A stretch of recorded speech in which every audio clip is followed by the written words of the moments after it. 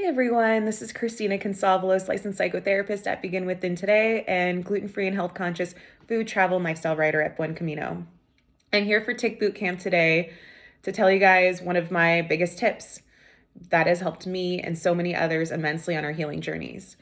And that's mental wellness, but more specifically, getting out of chronic fight or flight mode.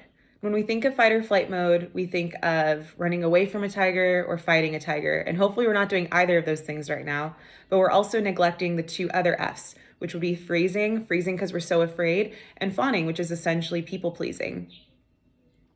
So being in chronic fight or flight mode can look as inconspicuous as putting other people's needs before our own. And how did we get into chronic fight or flight mode to begin with?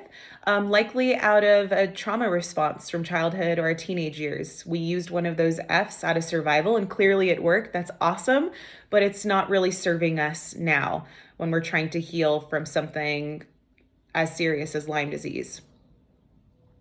So why is it important to get out of it? Well, our bodies are always going to prioritize surviving over healing, running away from the tiger rather than healing. So I think we can all agree that we'd much rather our bodies use that energy towards healing than one of those four F's.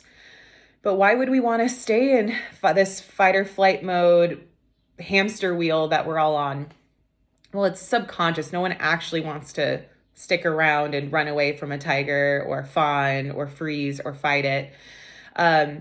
But the way we stay on this hamster wheel is via unhealed trauma and perpetual fear. We're convincing our bodies that they need to remain in fear. And that can be us being exposed to something toxic, be it a work environment, a relationship,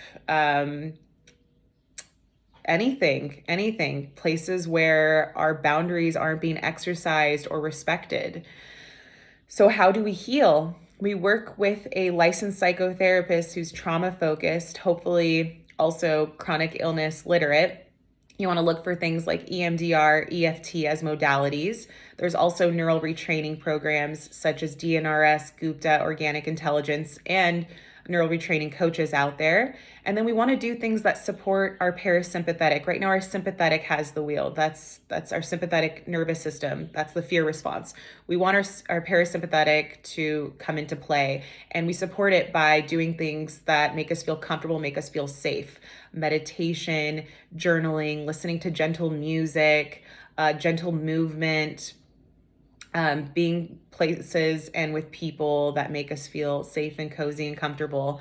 But I just want to say you are already healing, and I wish you all of that and more. Thank you.